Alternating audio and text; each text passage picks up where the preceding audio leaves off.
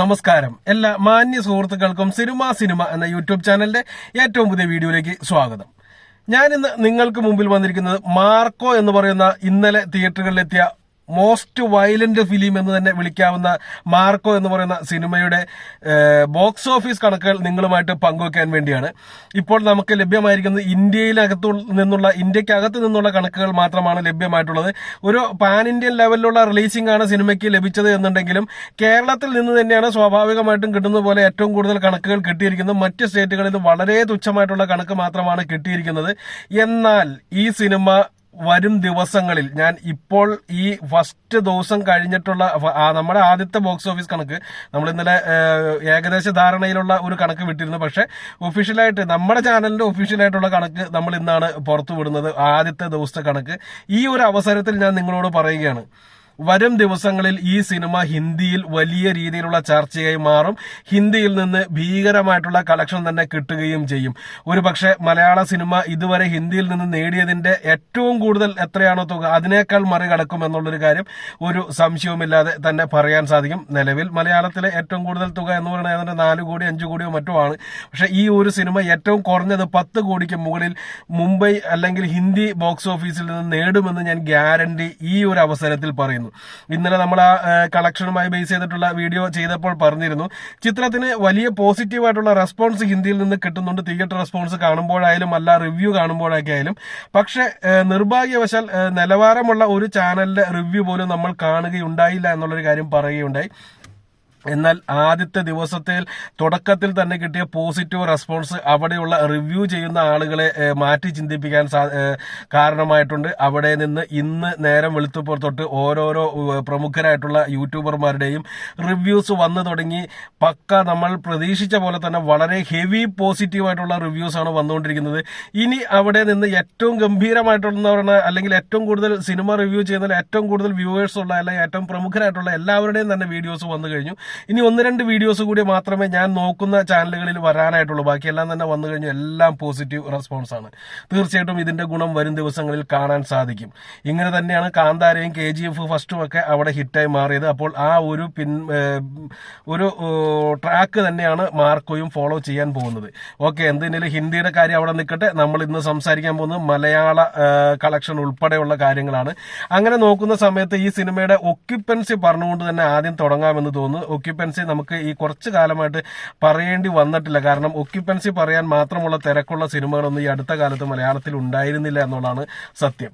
അപ്പോൾ അങ്ങനെ നോക്കുന്ന സമയത്ത് മലയാളത്തിലെ ഇന്നലത്തെ മാത്രം, അതായത് ഒറ്റ ദിവസം കേരളത്തിലെ ഇന്നലത്തെ മാത്രം മൊത്തം ഒക്യുപ്പൻസി നോക്കുമ്പോൾ 76.54% ഒക്യുപ്പൻസി കാണിക്കുന്നത്. റിലീസ് ചെയ്ത ദിവസം 76.54% എന്ന് പറയുന്നത് ഹെവി പോസിറ്റീവ് കിട്ടിയ, അതായത് ടോട്ടൽ 100% എന്ന് തന്നെ പറയാവുന്നതാണ്. കാരണം ഈ ബാക്കിയുള്ള 76% എന്നൊക്കെ പറയുന്നത് സൈഡിലുള്ള 1-2 സീറ്റുകളൊക്കെ ആയിരിക്കും ഈ ഒഴിവായിട്ട് വന്നിരിക്കുന്നത്. അപ്പൊ ടോട്ടൽ എല്ലാ ഷോസും തന്നെ ഹൗസ്ഫുള്ളോ അല്ലെങ്കിൽ ഹൗസ്ഫുള്ളിനോട് അടുത്തുള്ള ഷോസോ കിട്ടാൻ ഈ സിനിമയ്ക്ക് സാധിച്ചു.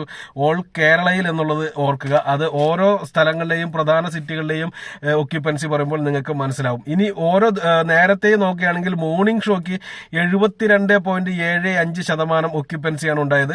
ഞാൻ അതിന്റെ തലേ ദിവസം വീഡിയോ ഇട്ടിരുന്നു, ഈ സിനിമയുടെ ബുക്കിംഗ് വളരെ ശോകമായിരുന്നു എന്നുള്ളൊരു കാര്യം പറഞ്ഞുകൊണ്ട്. എന്നാൽ എന്നെ ഞെട്ടിച്ചുകൊണ്ട് ഞാൻ റിലീസിന്റെ തലേ ദിവസം ബുക്ക് ചെയ്യുന്ന സമയത്ത് ജസ്റ്റ് ചെക്ക് ചെയ്യുന്ന സമയത്ത് വളരെ പെട്ടെന്ന് ഏതാണ്ട് ഇതിലെ മറ്റേ ആറ്റം ബോംബൊക്കെ പൊട്ടുക എന്നൊക്കെ പറയില്ല, അതേമാതിരിയുള്ള സ്പീഡിലാണ് ഈ സാധനത്തിന്റെ ബുക്കിംഗ് ഫില്ലായിക്കൊണ്ടിരുന്നത്. ഉടൻ തന്നെ ബുക്ക് ചെയ്തുകൊണ്ട് എനിക്ക് ഫസ്റ്റ് ഷോ കാണാൻ പറ്റി. അല്ലാന്നുണ്ടെങ്കിൽ എന്റെ പണി പാളിപ്പോയിന്. കാരണം ഏറ്റവും ആദ്യത്തെ ഷോക്ക് ഞാൻ ചെന്ന് ഇരിക്കുന്ന സമയത്ത് ഏറ്റവും ഫ്രണ്ടിൽ ഏറ്റവും സൈഡിലുള്ള 2 സീറ്റുകൾ മാത്രമാണ് ബാക്കി ഉണ്ടായിരുന്നത്. അത് കാണുക എന്ന് പറയുന്നതിനേക്കാൾ ഭേദം പടം കാണാതിരിക്കുന്നതായിരിക്കും. എന്ത് തന്നെയാലും അങ്ങനെ ഒരു ബുക്കിംഗ് ഓപ്പണിംഗിൽ അത്രയും വലിയൊരു സംഭവം ഉണ്ണിമൂന്നന്റെ ഒരു ചിത്രത്തിന് കിട്ടുക എന്ന് പറയുന്നത് വലിയ ഒരു സംഭവം തന്നെയായിട്ട് കണക്ക് കൂട്ടേണ്ടതായിട്ട് വരും. ആഫ്റ്റർനൂൺ ഷോയ്ക്ക് 71.18% കളക്ഷൻ ഉണ്ടായിരുന്നത്, അല്ലെങ്കിൽ ഒക്യുപ്പൻസി ഉണ്ടായിരുന്നത്.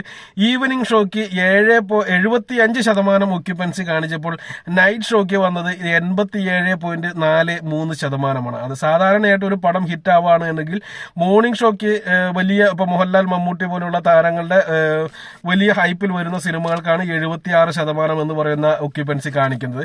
ഇത് ഉണ്ണിമുകുന്ദനാണ് എന്നുണ്ടെങ്കിലും മോഹൻലാൽ മമ്മൂട്ടി ചിത്രങ്ങളുടെ ഹൈപ്പ് തന്നെ കേരളത്തിൽ ഉണ്ടായിരുന്നു എന്നുള്ളത് കൊണ്ട് തന്നെയാണ് 76 കാണിച്ചത്. എന്നാൽ സ്വാഭാവികമായിട്ടും ആഫ്റ്റർനൂൺ ഷോയും ഈവനിങ് ഷോയും അല്പം ഡൗൺ ആവേണ്ടതാണ്. പിന്നീട് നൈറ്റ് ഷോയ്ക്കാണ് കളക്ഷൻ കൂടേണ്ടത്. എന്നാൽ ഇവിടെ കാണുന്നത് എല്ലാം തുല്യം എന്ന് തന്നെ പറയാം. നൈറ്റ് ഷോയ്ക്ക് വലിയ ഗംഭീരമായിട്ടുള്ള പെർഫോമൻസ് കാഴ്ചവെക്കാനും സിനിമയ്ക്ക് സാധിച്ചു എന്നുള്ളത് ഇവിടെ എടുത്തു പറയേണ്ടതാണ്. കൊച്ചിയിലേക്ക് വരുന്ന സമയത്ത് ഓരോ സ്ഥലങ്ങളിലെയും നോക്കുമ്പോൾ കൊച്ചിയിലെ ഓവറോൾ ഒക്യുപ്പൻസി ആയിട്ട്, അതായത് 4 നേരത്തെയും അല്ലെങ്കിൽ എല്ലാ ഷോസിന്റെയും കൂടിയുള്ള ഒക്യുപ്പൻസി നോക്കുമ്പോൾ കാണാൻ സാധിക്കുന്നത് 88.75% എന്നാണ്. ഞാൻ നേരത്തെ പറഞ്ഞ പോലെ 1-2 സീറ്റുകൾ മാത്രമായിരിക്കും ഇവിടെയൊക്കെ ബാക്കി ഉണ്ടായിരിക്കുക. നൈറ്റ് ഷോസിന്റെ എണ്ണം നോക്കുമ്പോൾ അല്ലെങ്കിൽ ഒക്യുപ്പൻസി നോക്കുമ്പോൾ 98% കൊച്ചിയിൽ മാർക്കോ എന്ന് പറയുന്ന ഒരു ചിത്രത്തിന്റെ ഒക്യുപ്പൻസി കാണിക്കുന്നത്. മാത്രമല്ല 145 ഷോസാണ് കൊച്ചിൻ സിറ്റിക്കകത്ത് മാത്രമായിട്ട് ഒരു ദിവസം ഈ ചിത്രം ഓടുന്നത്. അതായത് കേരളത്തിൽ ഏറ്റവും കൂടുതൽ ഷോ ഓടുന്ന സിറ്റിയും കൊച്ചി തന്നെയാണ്. ആ 98% എന്ന് പറയുന്നത് അല്ലെങ്കിൽ 89% എന്ന് പറയുന്നത് ഈ 145 ഷോസിന്റെയും കൂടി ഒക്യുപ്പൻസി കൂട്ടിയിട്ടാണെന്നുള്ള ആലോചിക്കുക, 1-2 ഷോസിന്റെ അല്ല. അടുത്തത് തിരുവനന്തപുരത്തേക്ക് നോക്കുന്ന സമയത്ത് 79.25% ഓവറോൾ ഒക്യുപ്പൻസി. കേരളത്തിൽ ഓവറോൾ ഒക്യുപ്പൻസിയിൽ അല്പം ഡൗൺ ആയിട്ട് നിൽക്കുന്നത് തിരുവനന്തപുരമാണ്. 94% നൈറ്റ് ഷോസിന്റെ ഒക്യുപ്പൻസി. 90 ഷോസാണ് അവിടെ ഒരു ദിവസം ഓടിക്കൊണ്ടിരിക്കുന്നത്. കോഴിക്കോട്ടേക്ക് വരുന്ന സമയത്ത് 84.75% ഒക്യുപ്പൻസി. 94 overall occupancy. 73 ഷോസാണ് 94 നൈറ്റ് ഷോസിന്റെ ഒക്യുപ്പൻസി. 73 ഷോസാണ് പടത്തിൽ ഓടിക്കൊണ്ടിരിക്കുന്നത്. തൃശ്ശൂർക്ക് വരുന്ന സമയത്ത് 86.75% ഒക്യുപ്പൻസിയാണ് ഓവറോൾ ആയിട്ട് കാണിക്കുന്നത്. 98% ഒക്യുപ്പൻസിയാണ് നൈറ്റ് ഷോസിന് കാണിക്കുന്നത്. 50 ഷോസ് തൃശ്ശൂർ ഓടുന്നുണ്ട്. കൊല്ലത്തേക്ക് വരുന്ന സമയത്ത് 97% ഓവറോൾ ഒക്യുപ്പൻസി കാണിക്കുന്നത്. നൈറ്റ് ഷോസിന് 100% ഒക്യുപ്പൻസി കാണിക്കുന്നത്. 21 ഷോയെ ഓടുന്നുള്ളൂ. കോട്ടയത്തേക്ക് വരുമ്പോൾ 98% ഓവറോൾ ഒക്യുപ്പൻസി കാണിക്കുന്നത്. 100% നൈറ്റ് ഷോസിന്റെ ഒക്യുപ്പൻസി കാണിക്കുന്നത്. 10 ഷോ മാത്രമാണ് ഓടുന്നത്. ആലപ്പുഴയിലേക്ക് വരുമ്പോൾ 88% ഒക്യുപ്പൻസിയാണ് ഓവറോൾ കാണിക്കുന്നത്. 98% നൈറ്റ് ഷോസിന് കാണിക്കുന്നത്. 28 ഷോസാണ് ആലപ്പുഴയിൽ ഓടിക്കൊണ്ടിരിക്കുന്നത്. ഈ ചിത്രത്തിന്റെ ഏറ്റവും ഗംഭീരമായിട്ട് പെർഫോം ചെയ്യുന്ന സ്ഥലം ഏതാണെന്ന് ചോദിച്ചാൽ ഓൾ കേരള എന്ന് തന്നെ പറയാവുന്ന ഒക്യുപ്പൻസിയാണ് കിട്ടിയിരിക്കുന്നത്. ഇത്രയും ഗംഭീരമായിട്ടുള്ള ഒക്യുപ്പൻസി ഈ 6 കൊല്ലത്തെ നമ്മുടെ റിവ്യൂ ചെയ്യുന്ന അല്ലെങ്കിൽ കളക്ഷൻ വീഡിയോസ് ചെയ്യുന്ന ഹിസ്റ്ററിയിൽ എനിക്ക് പറയാൻ സാധിച്ചിട്ടില്ല.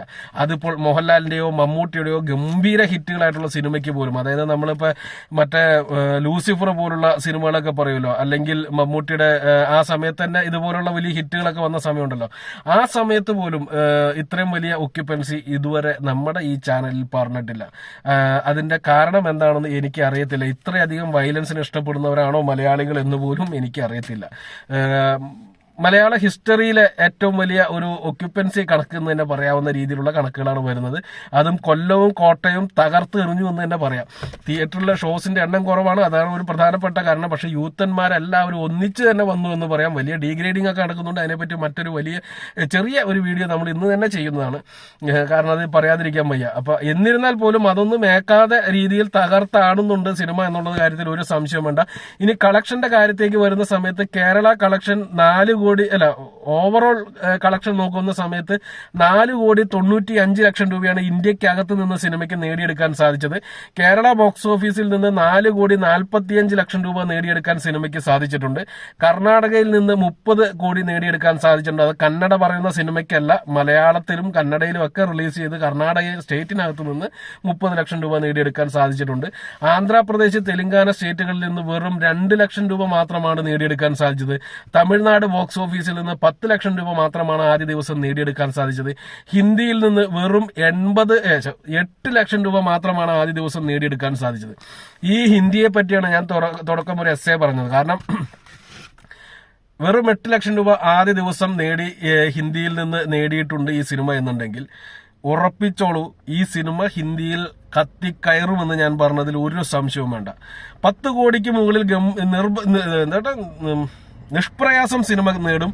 ഇനി അവിടെ എങ്ങാനും പടം കൊളുത്തുകയാണ് എന്നുണ്ടെങ്കിൽ പക്കാ കൊളുത്തുകയാണെന്നുണ്ടെങ്കിൽ സിനിമ ഇൻഡസ്ട്രി ഹിറ്റ് അടിക്കും എന്നുള്ളൊരു കാര്യത്തിൽ ഒരു സംശയമുണ്ട്. ഇപ്പൊ തന്നെ താഴെ വരും ഇൻഡസ്ട്രി ഹിറ്റ് എന്ന് പറഞ്ഞാൽ മൊത്തം കണക്കല്ല, കേരളത്തിലെ കണക്കാണ്. അപ്പൊ ആ കണക്കൊക്കെ അവിടെ ഇരിക്കട്ടെ. മൊത്തത്തിൽ ഏറ്റവും കൂടുതൽ കളക്ഷൻ കിട്ടുന്ന സിനിമയായിട്ട് ഇത് മാറിയേക്കാം ഹിന്ദിയിൽ കൊളുത്തിയാൽ. ഹിന്ദിയിൽ കൊളുത്തും എന്നുള്ള കാര്യത്തിൽ സംശയമില്ല. മലയാളത്തിലെ ഏറ്റവും വലിയ കളക്ഷൻ നേടാൻ പോകുന്നതും ഈ സിനിമ തന്നെയായിരിക്കും. പക്ഷെ മീൻസ് ഹിന്ദിയിൽ നിന്ന് ഏറ്റവും കൂടുതൽ കളക്ഷൻ നേടാൻ പോകുന്ന ഈ സിനിമ തന്നെയായിരിക്കും. പക്ഷെ ഈ പറഞ്ഞ മാതിരിയുള്ള ഒരു കൊളുത്ത്, അതായത് ഇപ്പോൾ കാന്താരിയൊക്കെ പോലുള്ള സിനിമകളൊക്കെ ഏറ്റവും കൂടുതൽ കളക്ഷൻ കിട്ടിയത് അവിടെ നിന്നാണ്. ചെറിയ സിനിമയാണ്, ചെറിയ വിജയം മാത്രമാണ് കർണാടകയിൽ നിന്ന് നേടിയത്. എന്നാൽ മൊത്തം ഇന്ത്യയിലേക്ക് വന്നപ്പോൾ ഹിന്ദി കയറി കൊളുത്തിയത് കൊണ്ടാണ് അത്ര വലിയൊരു കളക്ഷനിലേക്ക് വന്നത്. ഇപ്പോൾ നിങ്ങൾക്കറിയാം 1500 കോടി കഴിഞ്ഞ് പുഷ്പ കത്തി കയറിക്കൊണ്ടിരിക്കുകയാണ്. അതിന്റെ ഏറ്റവും പ്രധാനപ്പെട്ട കാരണം എന്ന് പറയുന്നത് 10-15 ദിവസത്തോളമായിട്ടും ആ സിനിമയുടെ ആ ഒരു ഹൈപ്പോ അല്ലെങ്കിൽ ആ കളക്ഷനോ ഹിന്ദി വിട്ടുകൊടുത്തിട്ടില്ല. ഹിന്ദിയിൽ കത്തി പടർന്നുകൊണ്ടിരിക്കുകയാണ്.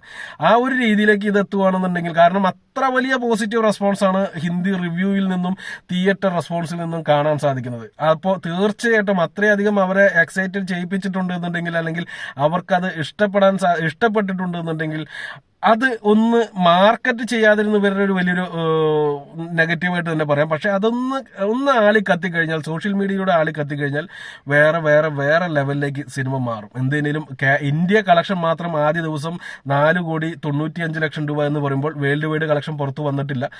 തീർച്ചയായിട്ടും 9 കോടിക്ക് അടുത്ത് തന്നെ സിനിമ വേൾഡ് വൈഡായിട്ട് കളക്ഷൻ നേടിയിട്ടുണ്ടാകുമെന്ന് വിശ്വസിക്കുന്നു. നിങ്ങളുടെ ഓരോരുത്തരുടെയും കമന്റുകൾ താഴെ വരുമെന്നുള്ള പൂർണ്ണ വിശ്വാസത്തോടെ നിർത്തുന്നു. നന്ദി, നമസ്കാരം.